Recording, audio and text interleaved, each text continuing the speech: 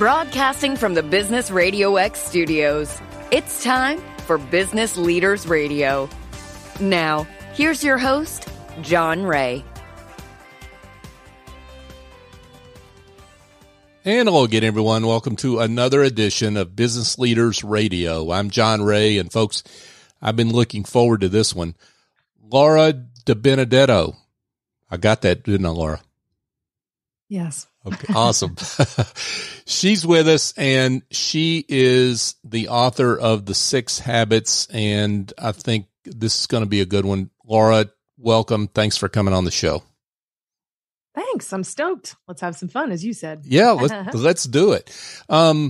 You've had quite a journey. Let's start by talking about your journey and, what's that backstory that's really gotten you to this point? So the backstory is probably a lot like other people's. It's, some of the details might be different, but essentially it's the same. I worked really hard to create a lot of traditional success in terms of, the house, the money, the this, the that, only to achieve all those things, have some time to be able to assess all my winnings, I guess, and discover I hadn't really won much after all. I was externally successful, which is fleeting, temporary, and doesn't last. And I was actually internally empty. Didn't have that kind of stuff. And I think a lot of people go through that. They chase motherhood or fatherhood and they become parents, but then they discover, oh, that didn't make me happy either. Or, oh, I started the business and I made the $1 million. Oh, that didn't make me happy either. Or I lost 100 pounds. Nope, that wasn't it. I went through the same thing that so many of us go through. And, like I said, the details are different, but the journey is essentially the same. And I just got really, really sick of feeling like crap. Cause I thought I was chasing the right stuff and I wasn't. So I got mad.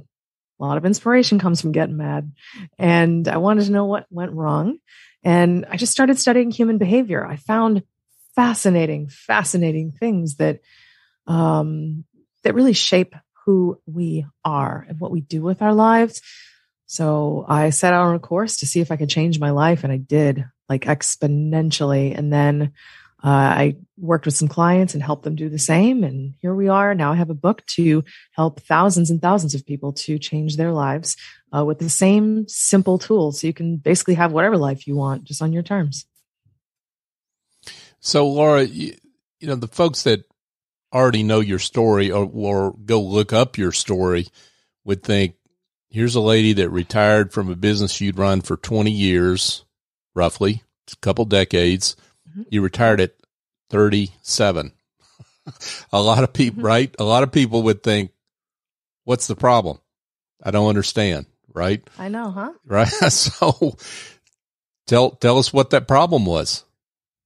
Sure. Well, it's like you don't always understand that something doesn't necessarily give you the happiness that you think it will until you have it. And then you're like, oh, so people say money cannot buy happiness. It can't.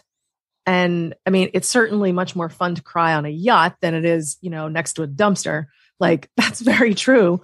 But like, money itself cannot make you happier. Like, having children cannot make you happier. Like, all of these things are true. Like, I don't have children. People are like, oh, but having a child would make you so much happier. I'm like, no, I really don't think it would. And it's not that children aren't wonderful.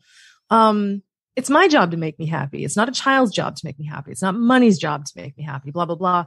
And, retiring at 37, notable, but I also started it when I was 19. Like, a lot of people don't start their first company till they're in their 30s. So if I had started it like when I was 30 and then I retired at like 47, you'd be less surprised. I just started earlier. So it was still 20 years of a long slug.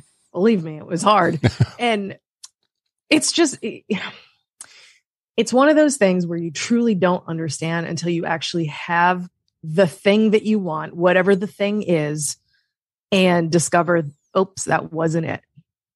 Because happiness comes from inside of you. It's not losing weight, having kids, getting married. It's not these big ticket like milestones. Milestones do not equal happiness. Retirement certainly didn't. It was just like, okay, now what?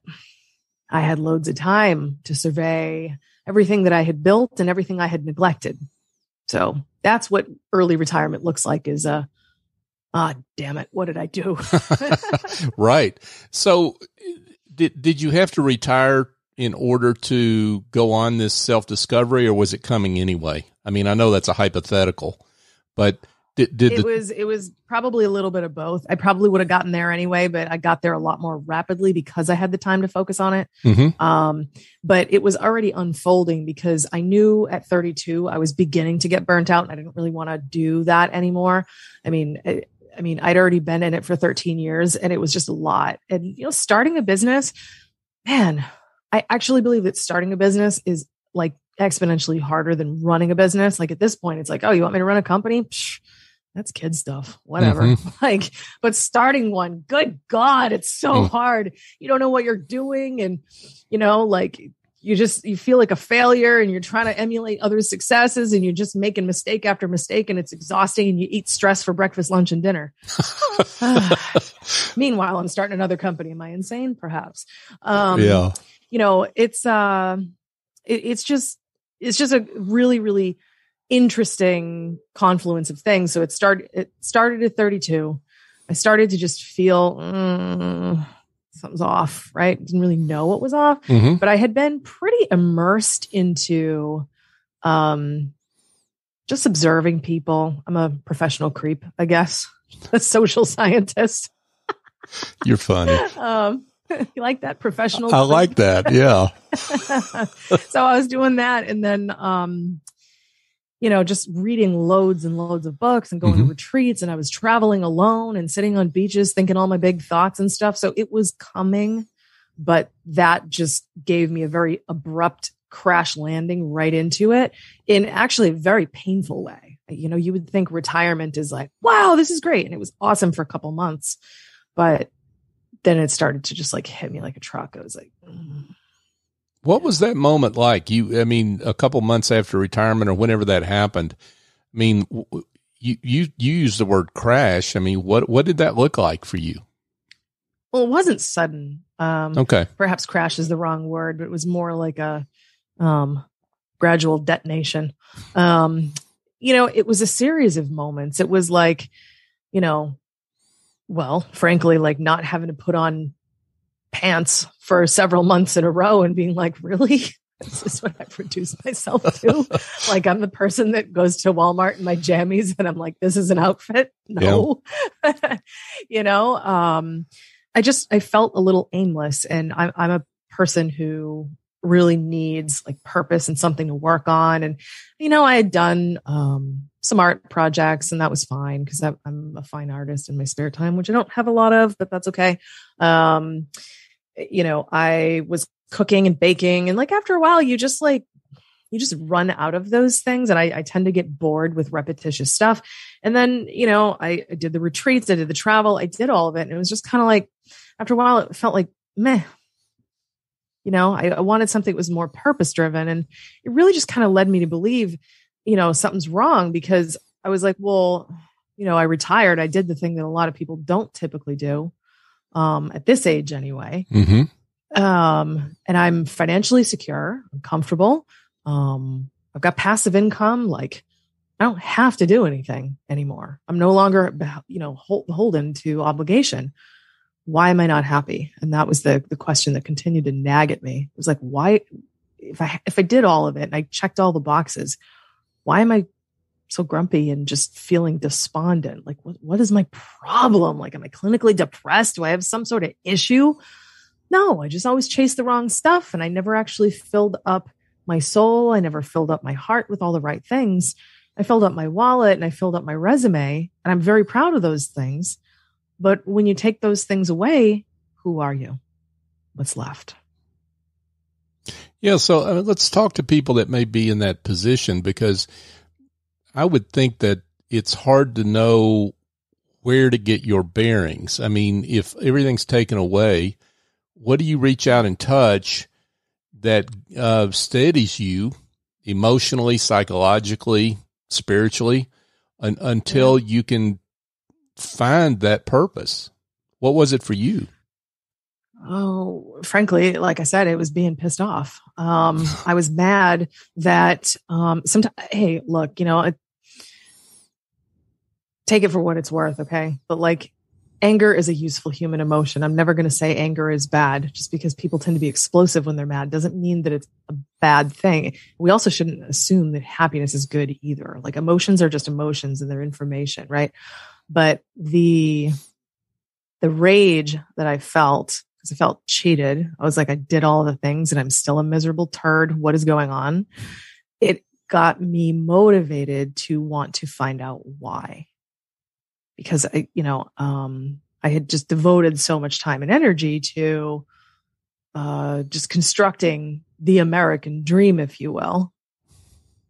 And it didn't pan out, the way I thought it would. And it felt like, well, I just put basically 20 years of my life into this, only for me to be physically sick, fighting with my husband, being miserable, and the glass is not even half empty. It's just empty.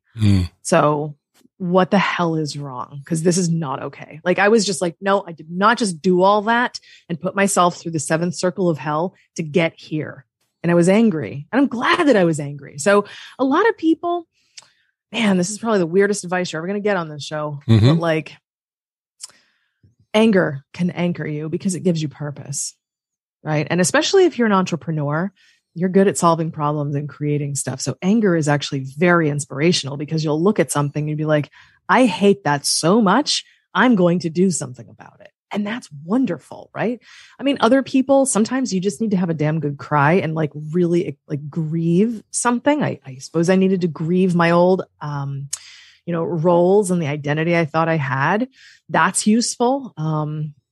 Prayer can be grounding. You can journal, you can meditate, you can talk with people who love you. You can go on retreats and sit on the beach and stare at the sky and scream at God. I mean, lots of different things are grounding, but purpose, I have found, is one of the most grounding things, at least for me. It's just knowing that I've got something powerful to work on or create or solve, if you will. I love riddles. I mean, I'm kind of a detective that way. It's like, I like to get to the bottom of things and actually solve the puzzles. So Laura, I guess again, where did you start on the journey? And I mean, how can people listen to this and think, okay, I need to make a similar start? So I wouldn't recommend starting the way I started. Not everyone is going to be a social scientist, and not everyone is going to be like, a professional creep, as I put it. I've done the creeping for you. And I read so many interesting scientific studies on human behavior. I've read hundreds and hundreds of books on personal development and psychology and stuff like that. And also did tons of observational studies where I was able to figure out that there are 6 aspects of the human psyche that shape who we are, the lives we lead, how we feel about our lives and ourselves, and basically what we accomplish, and ultimately, at its most pure, whether we're happy or not. It's 6 mental habits. Like and I'll give you a great example. Like, let's say you are you a father? Yes, and a grandfather. Wow. Okay. How about that? So that's pretty cool. So let's say one of your cute little cherubim, one of your grandkids, has this very annoying thing that they do. Maybe they like to sing the exact same lyric, just one lyric, over and over and over, at least 50 times per hour. Probably by about the 75th time, your eye is twitching. Am I right? Yeah. Like, pick a different lyric, right? I may or may not be able to relate to this, but anyway, if you notice, you tend to have the same reaction to that mentally every single time. It'll probably be like you go through a pattern and it will repeat. At first it's like you probably hear the same lyric and you're like, oh God, here it comes again. And you probably like steel yourself to put up with it. Don't scream at the kid. Don't scream at the kid. Don't scream at the kid. Right. And then after about an hour of it, you're like, okay, buddy. Okay. We're we're going to do literally anything else right now. Right. And then if they still escalate, who knows, maybe you duct tape them to the wall. I'm kidding. Or not, whatever it is, but you tend to react the same way every time. But when it comes to the 6 habits that I'm talking about, that I teach about in my book, because I changed my own life using these things, these are the things that inform how we interact with ourselves, which sounds very weird, how we interact with what happens, and how we interact with what we do and what we receive. So very simply, the 6 habits of the mind are the way we treat ourselves, the way we feel about ourselves, our perception of life and everything that happens in it, our ability to be in the moment or focus forward or backward. You're looking at energy input and energy outflow. These are really key concepts because, frankly, we don't look at them. They're very simple. Mm-hmm. They're very simple. I mean, the way you treat yourself is kindness. If you're not treating yourself with kindness, you're doing it wrong, period. Most people are jerks to themselves. Most people. And they'll look in the mirror and maybe they don't like the fact that their hair has gone gray. I myself have a collection of gray hairs, and, I could look in the mirror and, oh my God, I'm getting old. I'm getting so ugly. Or I could be like, cool, free highlights. Yeah. Well, my collection beats yours, by the way, but anyway. It does. But also, to be fair, I take after my dad, and, his hair didn't go, white until about 65. And that's, just what was left. So either I'm going to go white when I'm 65 or I'll go bald. I don't know which one's going to happen, but we're going to find out. It's going to be thrilling. I gotcha. But you get the idea, the way that we interact with ourselves, the way we just basically feel about stuff, and the games that go on inside our head all the time.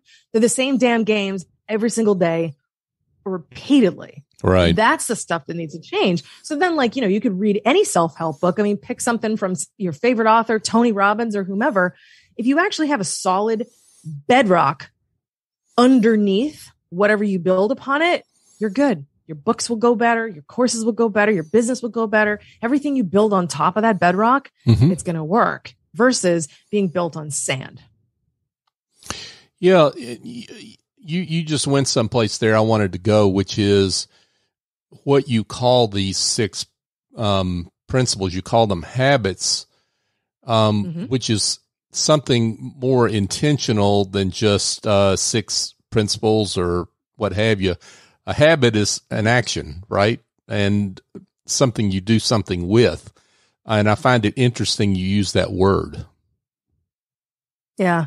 Well, habit is, it's usually what we think about when we think about every morning, I have a cigarette, or it's even a habit of which hand you brush your teeth with. You ever try to brush your teeth with the other hand? Feels weird because it's not your habit. Your habit is, it's an unconscious action, right? Habit is also, unconscious thought pattern. It's just patterns, just all the time. It's just this happens, then I do that. I wake up, I immediately go to the bathroom and brush my teeth every single morning, no matter what, and if you don't have your morning coffee, something can feel a little off. But if you ever I don't know, not put your pants on one leg at a time and just jump in, it feels really weird. When we the disruptive stuff is because, or it's disruptive just because we have a set way of doing things that we've decided a long time ago. And the purpose of a habit is, it's a mental shortcut. Right. We don't have to think about it anymore. This is the way I make my coffee, period. I brush my teeth with my right hand. I put my shoes on, and I always put the right one on first or the left one on first. And this is the way I do it. That's also the way it works in our heads. Nobody thinks about this, though, because you can't see a habit in the mind, but you see the results of it.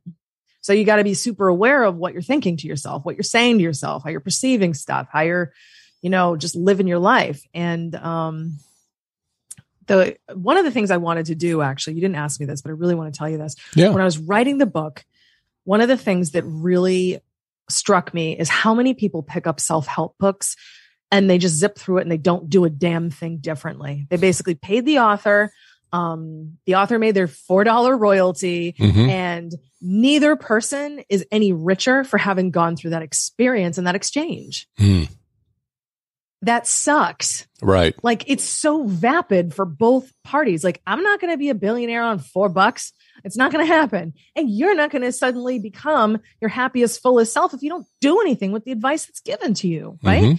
Right. So I wanted to make sure that I broke things down in like a really ultra simple, like very just pragmatic way. It's not really fluffy and like, ethereal and whatever. I think you can tell just from speaking to me, I don't write that way. But I also wanted to make sure that I put like coaching materials in the book. So anyone who does read it, they're encouraged, please go to this place, download all this stuff. And there's like this huge coaching workbook that goes with it. So you can really take action on what you learn, and it's free. I love things that are free. You're more likely to do something about it if it's free, right? Right. And you go, you get all this stuff, you learn about yourself, and you have this epiphany of like, oh my gosh, I am terrible to myself, or wow, my life sucks and it's my fault. And then maybe you too can be pissed off and inspired, and then maybe do something about it. Laura DiBenedetto is with us, folks. She is the author of the 6 Habits. So Laura, I want to get to that point. You were in your journey. What was that? When did you get to the point where you said, I want to pick up the pen, I want to open up my laptop and start writing? When I knew it worked. That's shortest answer I've given you so far. Yeah. When I knew it worked. I don't want to write a book about an experimental theory. I think there's a lot of those out there. I don't know. Happiness is contagious, which is pretty cool. That's the kind of virus we should very, very joyfully spread, right? Right. And I felt so good, and I felt like I had stumbled upon something that could actually make humanity better.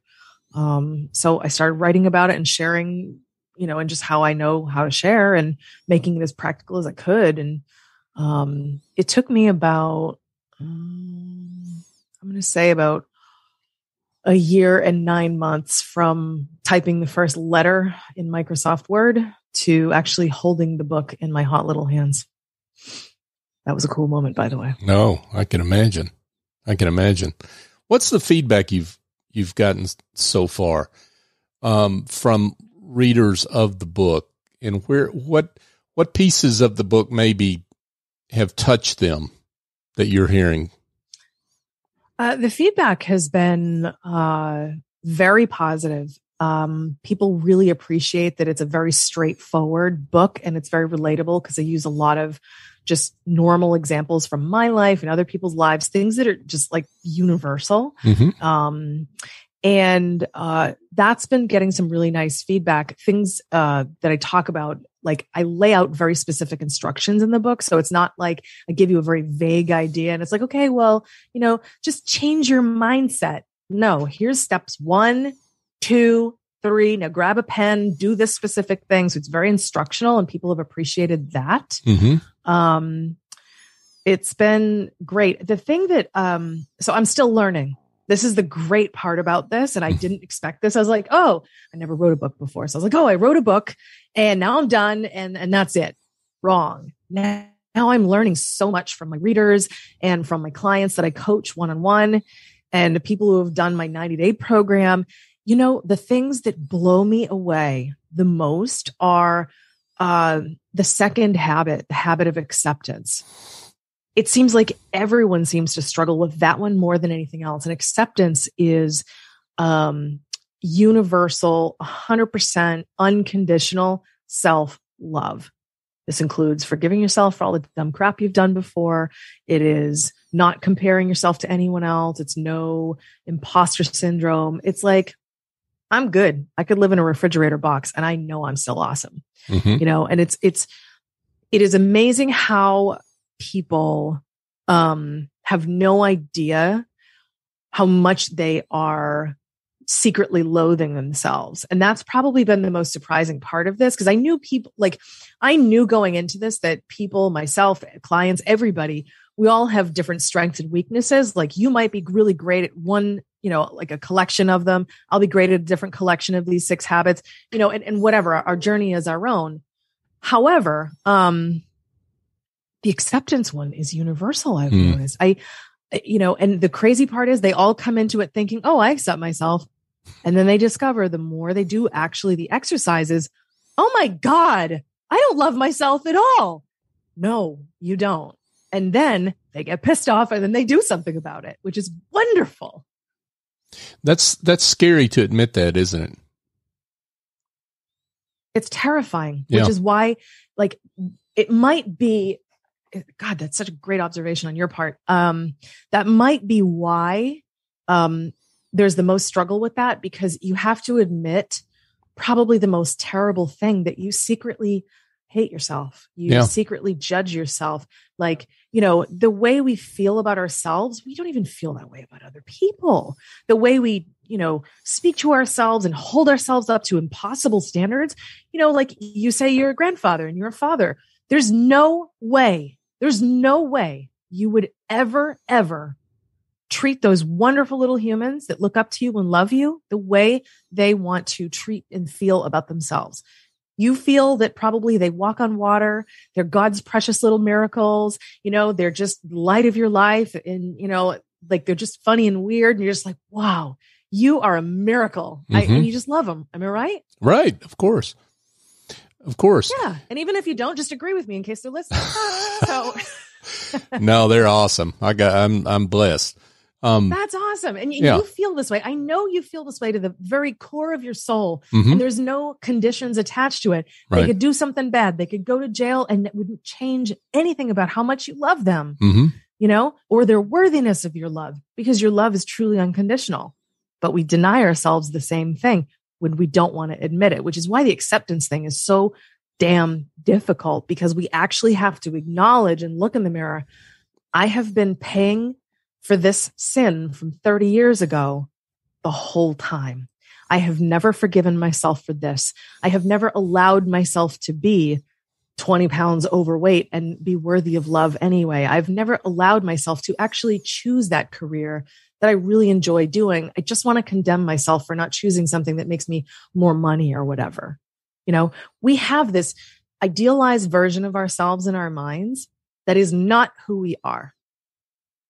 And the more we envision, I should be that, the more we'll never be happy when we have the I am this. And it's the ultimate, not to get too weird on you, but it's the ultimate I am. It's I am, period. It's not I am beautiful, I am rich, I am handsome, I am successful. Nobody cares. These are just words. They're attributes. It doesn't matter. I am. Therefore, I am worthy. I am. That's it.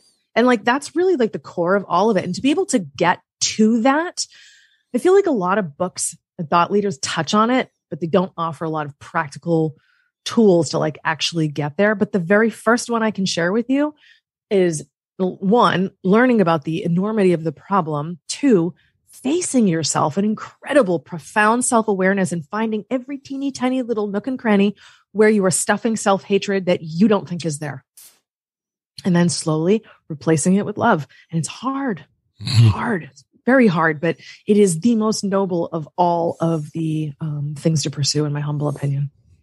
Yeah. And if you don't, I forget the Richard Rohr quote, but if whatever pain you don't process, I'll use that word, you transmit, right? So that affects everyone around you when it's not really about them. It's about you and your inability to love yourself.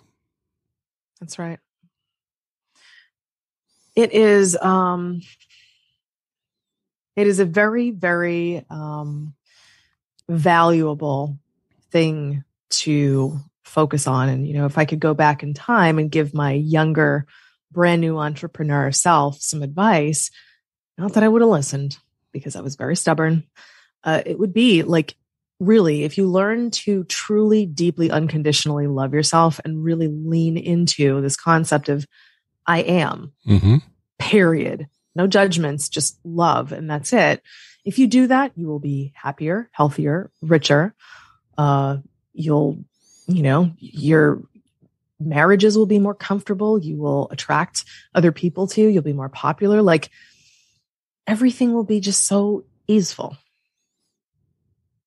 So, Laura, what is beyond buying the book, and folks go buy the book, but while folks are waiting for that book to hit their doorstep or download or what have you, what's the one thing they can do between now and then to help them jumpstart this process toward self-love? Self-awareness. I think, every single person, and anyone who says to me, I don't have time, is lying, and I don't accept that. And you shouldn't either.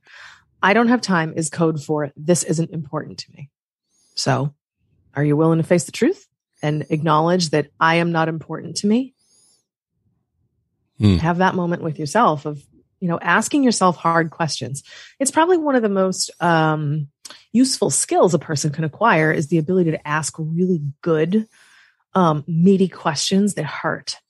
Like, am I really so unimportant to myself that I'm unwilling to dedicate 10 minutes today to ponder a question? Am I so afraid of what I might find that I want to creatively avoid it as long as I can? Can I be brave just for 10 minutes and see a part of myself that might set me free? Can I do these things? If you ask yourself really good questions, you're going to get better answers. It's all about the inquiry, and the self-awareness is, it's the beginning of all of it, really. Folks, Laura's book is called The Six Habits. And Laura, you mentioned you do some coaching. Do you want to talk a little bit about that? Yeah, sure. I don't take a lot of clients. I actually have room for 2 at this point. That's it. I work with people for sometimes short periods of time, long periods of time. But it's funny. I work with a lot of entrepreneurs because I have a very large body of knowledge when it comes to business, entrepreneurship, processes, flows, creating companies, and solving very complicated business problems. It's a playground for me, right? But the interesting part of the work that I do that actually makes me the most joyful is when I get to work with all these amazing folks to bring their dreams to life strategically while we work on who they are. And I'm very, very proud that I'm a person that I have walked through fire myself. So I can hold my client's hand and go to the deep, dark, and ugly places, create that safe space, and make it so it doesn't suck so bad to actually do the hard work. So you can actually learn to love yourself. You can learn to do these things, and it's okay. And you're not going to be alone, just sitting in this cesspool of feelings, right? But there's a way through and out, and it's a plan. And so that's really joyful. If anyone's interested in doing that with me, or even just asking about it, you can get to my website, lauradbenedetto.com. Since nobody can spell DiBenedetto, you can get to it from thesixhabits.com. There you go. And you can just pop in an inquiry there if you want. Awesome. And your book is available on all the typical places people buy books. We won't necessarily point them toward that big mail order place, but there's all sorts of places they can buy your book, right? Unfortunately, I think it's really mostly available in that one because Amazon is my publisher. I gotcha. Okay. Well, let's just say Amazon. I'm not excited about making Jeff Bezos any richer. I feel you. But they are my publisher. And for a first-time independent author, that's where we went. Alternatively, you can get the audiobook on Audible, also on Amazon property, or you can get it directly from my website. There you go. And the ebook and the paperback, which I love to sign for people who order it directly from me and mail it off and whatever. So those 3 products are available on the 6 Habits. And then actually I have one completely non-Amazon produced element, and that's my 90-day program. That's on the 6 Habits too. That one not only teaches you all the habits, but walks you through the scientific time period of 66 days minimum for actual habit formation, which is kind of fun, says the nerd. Yeah, there you go. Jeff's not helping you here, folks. Laura is, so go to her website to get the book, okay? You know what? I like the way you said that. Yeah. He's not. Yeah, no, he's not. He's doing whatever he does, which we won't get into. Yeah, but he's building more rockets and right, buying a big-ass home in McKenna on Maui. Thank you very much. Yeah, and that's not helping you or me. But Laura is, folks, and she's here to help. And so go check this out. Laura, this has been great. Wow, I could keep going, but you've got probably got some more writing to do. So I'm going to let you go. But this has been awesome. Thank you so much for coming on. Truly my pleasure. Thanks for having me here. Absolutely. And folks, that'll do it for this edition of Business Leaders Radio. I'm John Ray. Thanks again.